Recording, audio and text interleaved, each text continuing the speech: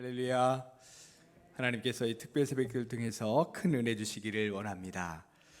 오늘부터 추수감사 특별 새벽기도회를 시작하는데요. 이번 특별 새벽기도회는 말 그대로 정말 특별한 새벽기도회가 되는 것 같습니다.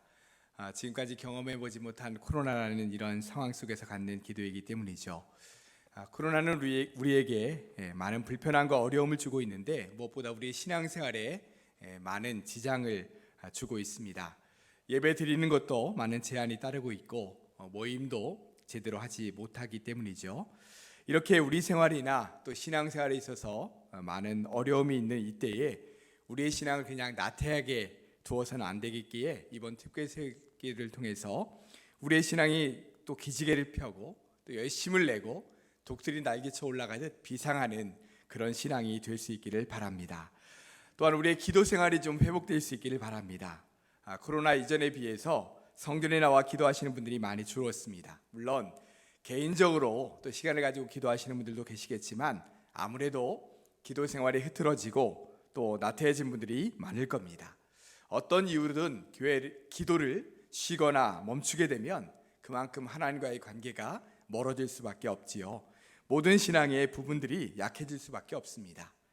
그래서 이번 특별 새벽기도를 통해서 우리의 기도 생활이 회복되고 우리의 신앙이 뜨겁게 회복될 수 있기를 바랍니다. 또 이번 새벽기도에 또 한 가지 의미가 있다면 추수감사절을 앞두고 우리에게 베풀어 주신 하나님의 은혜를 돌아보고 감사하는 그런 시간입니다. 올해는 코로나 때문에 참 어려움, 또 고난, 위기 이런 것들이 많이 있었지만 그러나 또 돌이켜보면 그런 어려움 속에서도 감사할 조건들 역시 저희들에게 주어진 것 같습니다. 그러므로 올 한 해를 돌아보면서 감사할 것이 무엇인지 우리가 한번 깊이 묵상해보고 생각하면서 하나님께 감사할 수 있는 그런 시간이 될 수 있기를 바랍니다. 이번 특별 새벽기도의 주제가 뭐였습니까?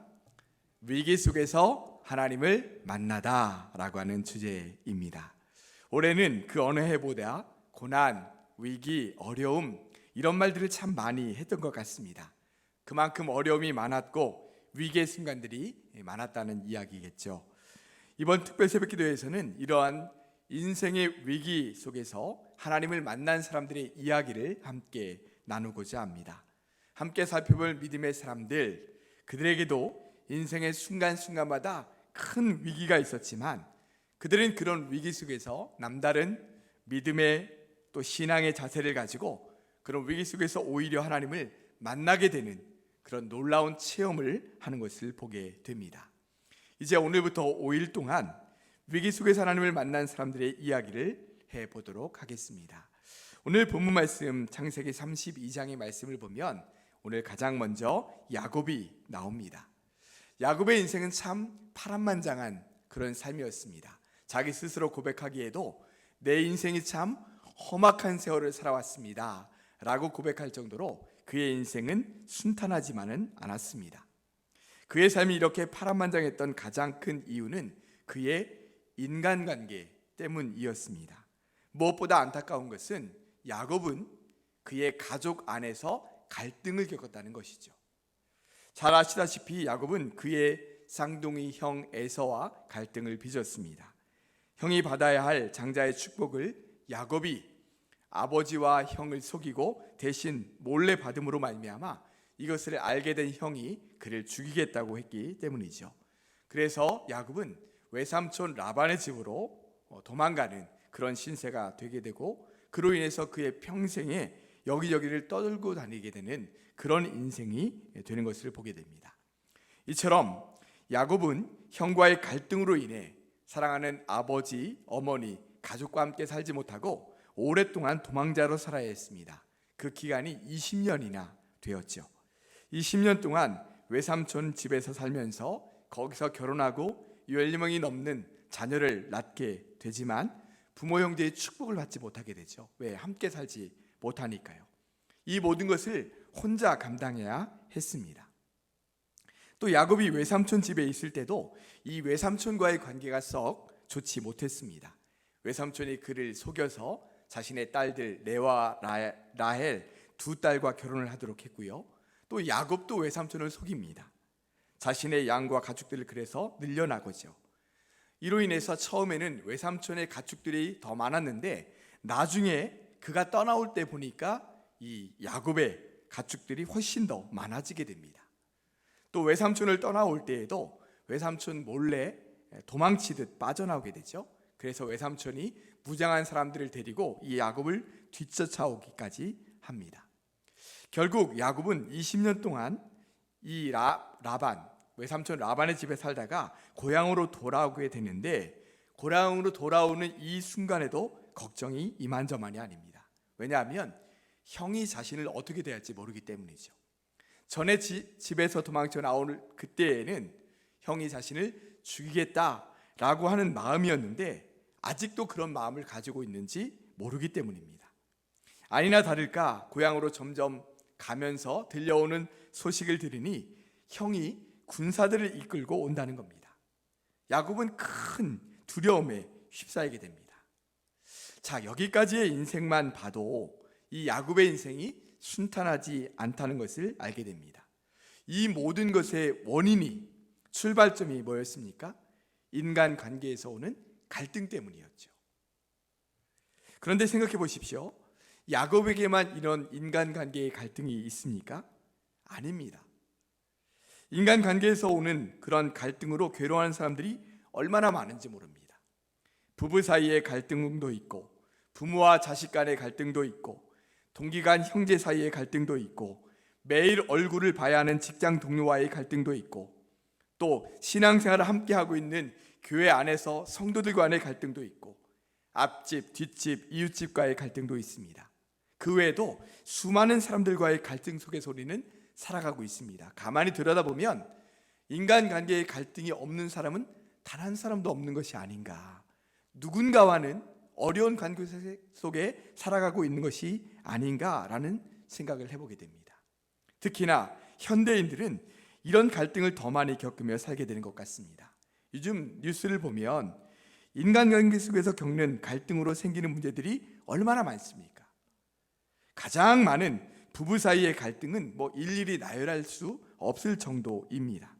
부부 사이에 얼마나 많은 상처를 주고받으며 살아가고 있는지 가정이 나눠지는 경우도 많고, 그로 인해 그들의 자녀들은 두고두고 그 고통 속에 살아가는 그런 일들을 너무나 많이 보게 되지 않습니까? 또 부모와의 갈등, 형제 사이의 갈등도 심심치 않게 많이 보입니다. 얼마 전 뉴스를 보니 명절에 함께 모였던 형제들끼리 치고받고 싸우는 일이 있었다, 이런 기사가 나오는 것을 보았습니다. 또 부모 자식 간에도 갈등이 심심치 않게 일어납니다. 얼마 전 한 중학생 딸과 엄마가 이 코로나 때문에 자가격리 중이었는데, 엄마가 딸을 이렇게 심하게 혼내니까 딸이 엄마에게 또 막말을 하고, 엄마는 또 홧김에 집을 나와서 아파트 주차장에 있는 자기 차에 1시간 정도 들어가 있다가 집에 들어가려고 했는데, 그 사이에 딸이 현관문을 잠그고 엄마가 자가격리 중에 집을 이탈했다, 경찰에다 신고했는 그런 일이 있었다고 합니다. 참 기가 막히죠.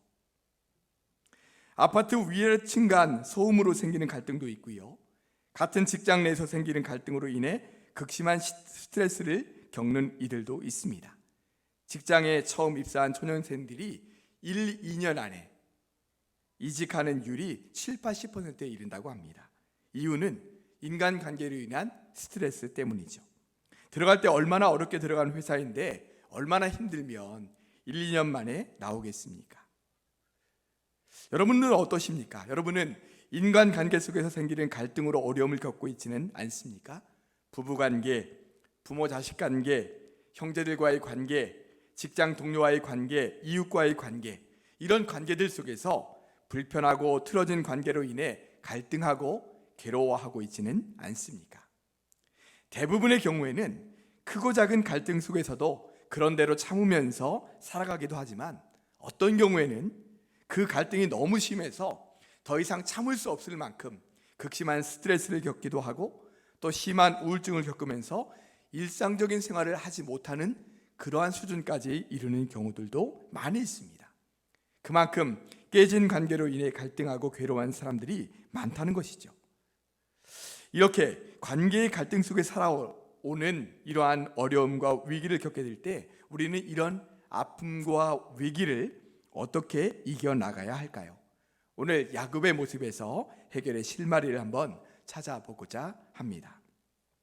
자, 야곱은 형과의 갈등으로 인해 오랜 동안 부모의 형제를 떠나 도망자로 살아야 했고 지금도 여전히 형을 두려워하고 있습니다. 더군다나 형이 군사들을 이끌고 자기에게로 온다는 소식까지 듣게 되었죠. 창세기 32장 7절 말씀에 보면 야곱이 심히 두려워했다라고 말씀하고 있습니다. 자, 이러한 위기 속에서 야곱은 두 가지 행동을 합니다.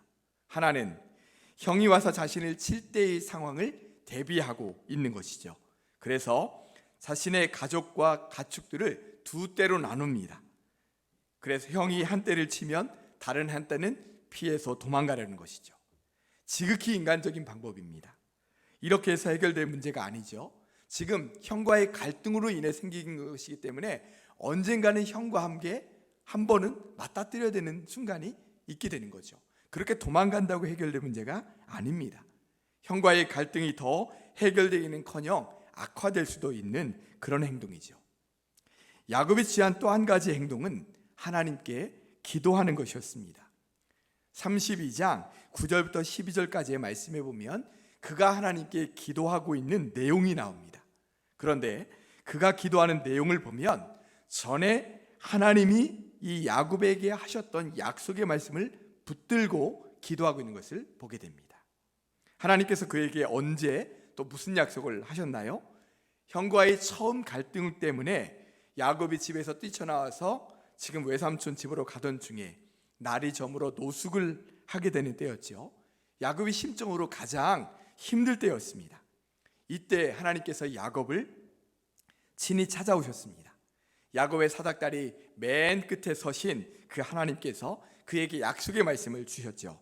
그게 세 가지 약속이었습니다. 첫째는 내 자손이 땅에 티끌같이 많아질 거다. 둘째는 너를 이끌어 이 땅으로 돌아오게 할 거다. 셋째는 내가 약속한 것을 다 이루기까지 너를 떠나지 않을 거다. 이렇게 세 가지 약속을 주십니다. 사실 야곱은 이때 처음으로 하나님을 인격적으로 만난 겁니다. 그 전에는 아버지 이삭, 어머니 리브가의 하나님이었다면 이때 비로소 야곱이 친히 하나님을 만나게 된 것이죠. 그리고 이때 약속의 말씀까지 받게 됩니다. 그의 인생에서 가장 어려운 위기의 순간에 하나님을 만난 겁니다. 그가 20년 동안 외삼촌 하란의 집 하란에서 그 어려운 시간들을 버틸 수 있었던 힘도 또 고향으로 돌아오게 될 결심을 하게 된 것도 바로 이때 하나님께서 그에게 주셨던 이 약속의 말씀을 기억하고 있었기 때문이죠. 그런데 과거 자신의 잘못으로 생긴 형과의 갈등 때문에 다시 큰 위기에 처하게 되자 그는 전에 베델에서 자신을 찾아오셨던 하나님을 지금 찾게 되는 겁니다. 왜냐하면 전에도 하나님은 자신이 가장 힘든 순간에 찾아오셔서 비전을 주시고 가야 될 길을 말씀해 주셨기 때문이죠. 내가 너와 함께하리라 약속의 말씀을 주셨기 때문입니다. 그랬기에 지금도 큰 위기를 맞이했을 때 하나님께 기도하러 나아가는 것입니다. 그가 할 수 있는 유일한 방법이었죠. 야곱은 가족들을 먼저 야복강을 건너게 하고 자신은 홀로 야복 강가에 남았습니다. 하나님과 1대1로 만나면서 기도하기 위함이죠. 자, 지금 무슨 문제 때문입니까? 형과의 깨진 관계 때문입니다. 자신의 힘으로는 이 깨진 갈등 관계를 풀어낼 능력이 없기 때문이죠. 자신이 어떻게 형의 마음을 좌우할 수가 있겠습니까? 형의 마음을 어떻게 알 수가 있겠어요? 움직일 수가 있겠습니까? 그래서 야곱은 야복강가에서 그 밤에 어떤 사람과 밤새 씨름을 합니다. 그 사람이 이 야곱을 도저히 이기지 못하자 야곱의 허벅지 관절을 내리치죠. 그래도 야곱은 그 사람을 놔주지 않습니다. 자신을 축복해 주지 않으면 절대 놓치지 않겠다라고 하는 결연한 의지를 가지고 그를 꽉 붙들고 놔주지 않죠. 결국 그 사람이 야곱에게 축복을 합니다. 그 말씀이 28절 말씀에 나옵니다. 우리 한번 28절 말씀을 같이 한번 읽어보겠습니다. 그가 이르되 내 이름을 다시는 야곱이라 부를 것이 아니요 이스라엘이라 부를 것이니 이는 네가 하나님과 및 사람들과 겨루어 이겼음이니라. 아멘. 자, 밤새 그 사람과 싸워서 그 사람으로부터 축복을 받아내는데 어떤 축복을 받느냐? 새로운 이름을 받습니다. 야곱이라는 이름에서 이스라엘이라고 하는 이름을 받죠. 이 이스라엘 이름의 뜻이 무엇인가? 내가 하나님과 및 사람과 겨루어 이겼다라고 하는 뜻입니다. 야곱은 자신 앞에 있는 지금 이 문제, 형과의 깨진 관계의 문제로 인해서 생긴 큰 위기 때문에 하나님께 지금 매달려 기도한 것이죠. 이 상황을 자신의 힘으로는 어떻게 할 수 없으니까 도와달라고 간절히 매달려 기도한 것입니다. 그래서 마침내 하나님께 응답을 받게 되었죠. 나중에 야곱이 에서를 만났을 때 에서가 그를 어떻게 대합니까? 형 에서가 달려와 그를 안고 입을 맞추며 함께 웁니다. 형이 그를 용납하고 받아들인 거죠. 야곱에게는 가장 은혜로운 결과를 맞게 된 겁니다. 자, 그러면 우리는 깨진 관계의 갈등을 어떻게 해결해야 될까요? 부부 사이에 돌이킬 수 없을 만큼 깨진 갈등의 관계, 부모와 자식 사이에 깨진 갈등의 관계, 생각하기만 해도 마음이 미어지고 어떻게 하다가 이렇게까지 되었나 라고 생각이 드는 너무나 가슴 아픈 깨진 관계의 갈등을 어떻게 해결해야 될까요? 이 시간 두 가지 방법을 말씀드리고자 합니다. 먼저 첫 번째는 하나님의 마음으로 그 사람을 바라보는 것입니다. 이미 오랜 갈등으로 인해 깨진 관계이기에 내 마음속에 있는 상한 감정으로만 그 사람을 바라보게 되면 절대로 그 사람을 이해하거나 용납하거나 받아들일 수 없죠.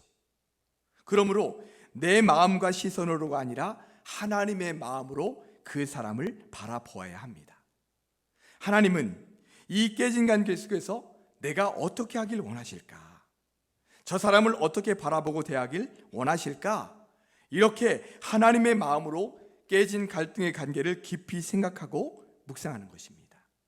예를 들면 부부 사이에 갈등이 있다라고 한다면 하나님의 마음으로 우리의 부부 사이에 이 갈등 가운데 바라볼 때에 이런 마음을 갖게 되는 거죠. 하나님께서 평생 사랑하고 아끼며 살라고 나에게 주신, 하나님께서 짝져 주신 짝인데, 또 자식과의 관계 속에서 갈등이 있다면 하나님께서 이 자녀를 나에게 주신 이유가 뭘까?